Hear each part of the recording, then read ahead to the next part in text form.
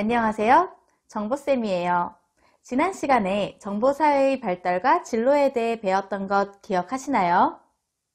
지난 수업을 통해 여러분이 정보사회 구성원으로서 우리가 왜 정보를 배워야 하고 정보를 배우는 것이 얼마나 중요한지 느꼈기를 바래요.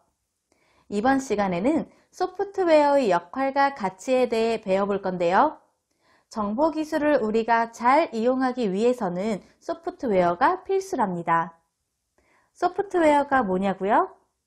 지금부터 소프트웨어에 대한 수업을 시작해 볼까요? 오늘의 학습 목표를 함께 살펴보겠습니다. 첫째, 소프트웨어의 역할을 설명할 수 있다.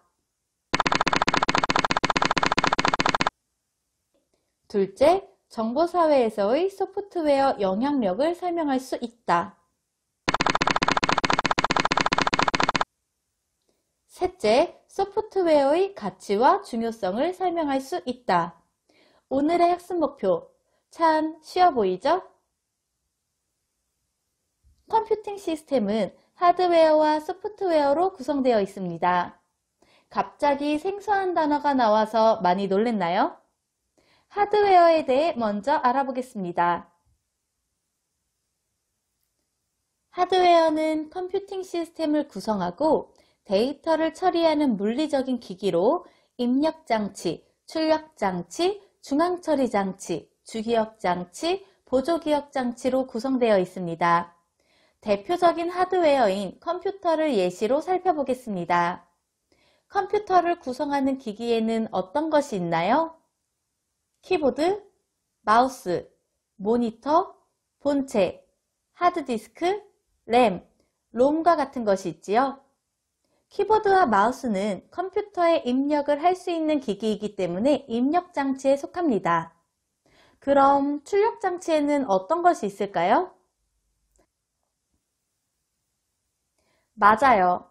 조금 전에 말했던 모니터, 프린트, 스피커 등이 있습니다. 우리가 원하는 내용을 사람이 보고 들을 수 있는 형태로 출력해 주기 때문에 출력장치라고 합니다.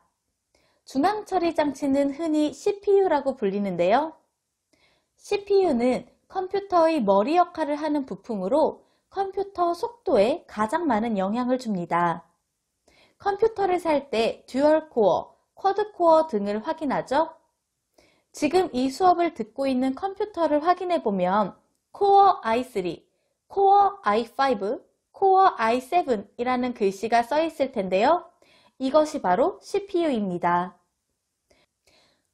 주기억 장치는 프로그램이 실행될 때 보조기억 장치로부터 프로그램이나 자료를 이동시켜 실행시킬 수 있는 기억 장소로 그 종류에는 램과 롬이 있습니다. 램은 전원이 꺼지면 날아가는 휘발성 메모리, 롬은 전원이 꺼져도 기억되는 비휘발성 메모리입니다.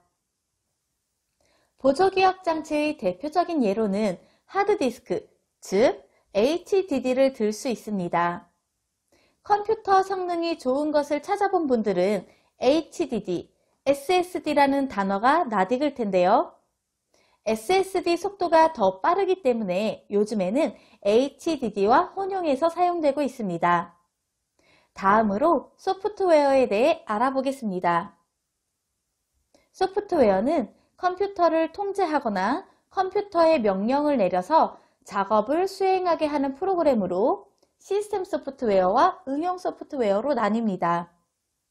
하드웨어가 물리적인 기기를 의미했다면 소프트웨어는 기기를 통해 실행되는 프로그램을 의미합니다. 즉, 하드웨어를 이용해서 소프트웨어를 실행하는 거죠. 대표적으로 컴퓨터 바탕화면에 깔려있는 모든 프로그램을 소프트웨어라고 할 수 있겠네요. 하드웨어와 소프트웨어를 가장 쉽게 구분하는 방법은 하드웨어는 물리적인 기기이기 때문에 손으로 만질 수 있지만 소프트웨어는 프로그램이기 때문에 손으로 만질 수가 없답니다. 하드웨어와 소프트웨어에 대해 잘 이해하셨나요? 이해가 잘 안 가더라도 너무 걱정하지 마세요. 4단원 컴퓨팅 시스템 단원에서 컴퓨팅 기기의 구성과 동작 원리를 배울 때 자세히 배우게 되는 내용입니다. 벌써부터 모른다고 겁먹을 필요 전혀 없어요. 우리가 자주 사용하는 그리고 오늘 배울 소프트웨어는 주로 응용 소프트웨어에 관한 내용인데요. 소프트웨어에 대해 조금 더 자세히 살펴보겠습니다. 소프트웨어는 시스템 소프트웨어와 응용 소프트웨어로 나뉘어져 있습니다. 시스템 소프트웨어란 컴퓨터 시스템을 효율적으로 운영해주는 프로그램 집단으로 흔히 운영체제, 영어로는 OS라고 불립니다. 우리가 자주 사용하는 OS를 보면 윈도우와 맥이 있고 스마트폰이 등장하면서 핸드폰에서 쓰는 안드로이드와 iOS 운영체제 역시 함께 쓰고 있습니다.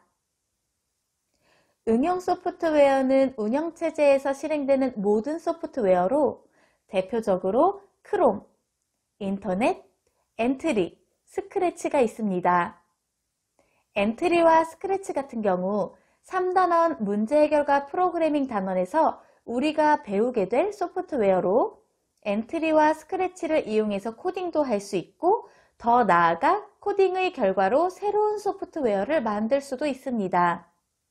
이외에도 바탕화면에 깔려있는 제어판, 한글, 게임 등 모든 프로그램이 응용 소프트웨어에 속합니다. 선생님이 너무 좋아하는 선생님의 최애 소프트웨어인 포토샵을 소개해 볼까 하는데요. 선생님은 평상시에 사진을 찍을 때 꼭 반드시 뽀샵을 한답니다. 예전에는 뽀샵을 안 해도 괜찮았었는데 나이가 드니까 주름이 좀 여러분들의 미래? 아무튼 여러분도 나중에 뽀샵이 필요해질 거예요. 우리가 만나서 수업했다면 선생님 증명사진으로 얼굴 보정하는 걸 보여주면서 더 재밌게 수업할 수 있었을 텐데 지금은 영상으로 배우니까 선생님이 좋아하는 햄을 가지고 포토샵을 해볼게요. 햄이 5개밖에 없는데 이걸 누구 코에 붙여? 그쵸? 그래서 선생님이 햄을 더 만들어 볼게요.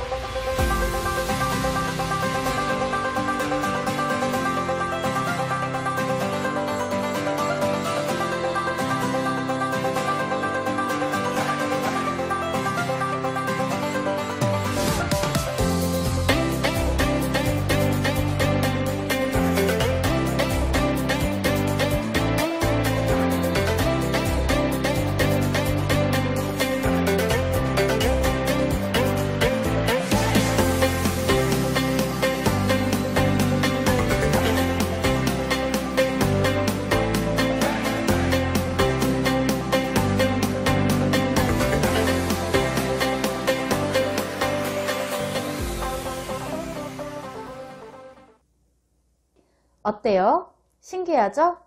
이렇게 우리 주변의 소프트웨어는 필수템으로 존재하고 있습니다. 우리가 자주 사용하는 소프트웨어에는 어떤 것이 있는지 살펴봅시다. 첫째, 오피스 프로그램입니다. 파워포인트, 엑셀, 워드 등 문서 작업을 할 수 있고 여러분들이 앞으로 과제를 할 때 사용하게 될 프로그램입니다. 둘째, 포토샵과 일러스트입니다. 사진을 보정할 때, 만화를 그릴 때 주로 사용하는 프로그램이죠. 셋째, 구글, 네이버, 다음 등 인터넷 사이트입니다. 우리가 인터넷에 접속할 때 가장 먼저 찾게 되는 사이트들이죠. 넷째, 버스 시간 확인 어플입니다. 버스 말고 지하철 확인 어플도 많이 사용하고 있죠? 다섯째, 카메라 어플입니다. 선생님은 개인적으로 스노우, 소다, 비유길리를 제일 좋아하는데요. 이 어플들은 정말 사랑입니다. 그럼 여기서 질문! 우리들은 평상시에 이렇게 소프트웨어를 매일같이 사용하고 있는데요. 여러분에게 필요한 새로운 소프트웨어에는 어떤 것이 있나요? 선생님은 집안일 해주는 로봇 시스템이 어서 나왔으면 좋겠는데, 여러분은 어떤 소프트웨어가 필요한가요? 소프트웨어의 역할을 살펴보겠습니다. 첫째, 삶의 편의성이 향상됩니다. 코로나19가 터졌을 때도 확진자 이동 경로 파악 어플을 통해 해당 장소를 피해 다닐 수 있었어요. 은행 갈 시간이 없는 사람들도 은행 어플을 통해 손쉽게 은행 업무를 볼 수 있게 되었어요. 이처럼 우리 삶의 편의성이 많이 향상되었어요. 둘째, 기업의 부가가치를 창출하여 경쟁력을 향상시킵니다. 카카오톡을 생각해 볼까요? 스마트폰 등장과 동시에 나왔던 어플로 스마트폰 하는 사람 중에 카카오톡을 깔지 않은 사람이 없습니다. 주식회사 다음이 인수하기까지 했죠. 활발한 마케팅 덕분에 카카오 프렌즈 캐릭터들의 인기까지 치솟아서 카카오 프렌즈 캐릭터 굿즈는 금액도 비쌉니다. 카카오톡이라는 소프트웨어 하나를 잘 개발해서 말 그대로 인생 역전. 셋째, 어렵고 위험하거나 시간이 많이 걸리는 작업을 빠르고 정확하게 처리합니다. 가장 기본적인 소프트웨어인 엑셀을 보더라도 함수식만 입력하면 계산은 자동으로 해줍니다. 사람이 계산하다 실수할 일이 절대로 없죠. 또한 내용을 일괄적으로 바꾸고 싶을 때에도 함수식을 이용하여 한 번에 바꿀 수 있습니다. 만약 엑셀이 없었다면 수백, 수천 개의 데이터를 일일이 바꿔야 했겠죠? 넷째, 경제, 문화, 교육 등 다양한 분야와 융합하여 새로운 가치를 창출합니다. 코로나19로 인해 우리나라 교육이 10년은 빨라졌다고 이야기합니다. 그 이유는 원격 교육은 원래 미래 교육의 모습이었는데 본의 아니게 급하게 원격 교육 시스템을 정비하고 지금 이렇게 원격 플랫폼을 이용해서 강의를 듣기 시작했기 때문이죠. 네이버 밴드, 클래스팅 등 다양한 소프트웨어가 원격 교육을 뒷받침하고 있고 이렇게 새로운 가치를 창출해냈네요. 그럼 다양한 분야에서 소프트웨어가 어떻게 활용되고 있는지 살펴보겠습니다. 경제 분야에서는 스마트팜, 자율주행 자동차 등 소프트웨어를 이용하여 인간의 일을 소프트웨어를 통해 분담함으로써 경제력을 향상시키고 있습니다. 로봇이 인간 대신 일을 하니 일의 능률이 높아지고 인간은 삶의 여유가 생기니 창의적인 활동에 집중할 수 있겠죠? 문화 분야에서는 미디를 통한 음악 작업, 즉 컴퓨터와 연결해 작곡, 편곡, 연주 작업 등을 혼자서도 손쉽게 할 수 있습니다. 또 어떤 것이 있을까요? 기안84가 웹툰 그리는 장면을 TV를 통해 본 적 있나요? 태블릿을 이용해 만화를 그려서 컴퓨터를 통해 창작물을 만들 수 있습니다. 교육 분야에서는 학습 내용을 여러 번 돌려볼 수 있기 때문에 학습 내용을 이해하는 데 도움을 주고 누구에게나 배울 기회를 제공하며 언제 어디서나 수업이 가능해졌습니다. 의학 분야에서는 로봇 수술을 통해 보다 정교하게 수술하고 효과적인 치료법을 찾을 수 있습니다. 집에서 원격으로 진료받는 날도 머지 않았다고 하네요. 그렇다면 소프트웨어로 인한 영향에는 어떤 것이 있을까요? 이런 것들이 있습니다. 지금까지 배운 내용들과 중복되죠? 첫째, 시간을 효율적으로 사용할 수 있게 되어 생활이 여유로워지고 편리해졌다. 둘째, 언제 어디서나 학습을 할 수 있게 되었다. 셋째, 인간의 삶의 질이 높아졌다. 넷째, 직업의 변화를 가져왔다. 그래서 지난 시간에 배운 것처럼 우리가 앞으로 성인이 되었을 때 어떤 직업이 있을지, 내가 무슨 직업을 가져야 할지 끊임없이 고민해야 돼요. 그럼 여기서 질문! 소프트웨어로 인한 부작용에는 어떤 것이 있을까요? 소프트웨어가 마냥 좋기만 할까요? 소프트웨어의 악영향을 각자 생각해 봅시다.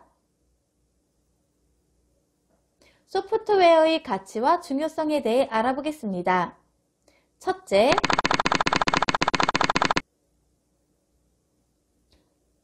만약 소프트웨어가 없다면 우리가 사용하는 대부분의 기기는 작동하지 않을 것이고 우리 생활은 너무나도 불편해질 거예요.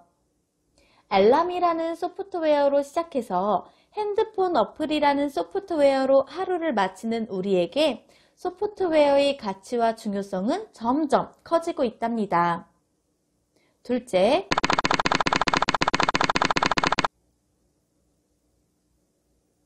새로운 소프트웨어는 날마다 개발되고 있습니다.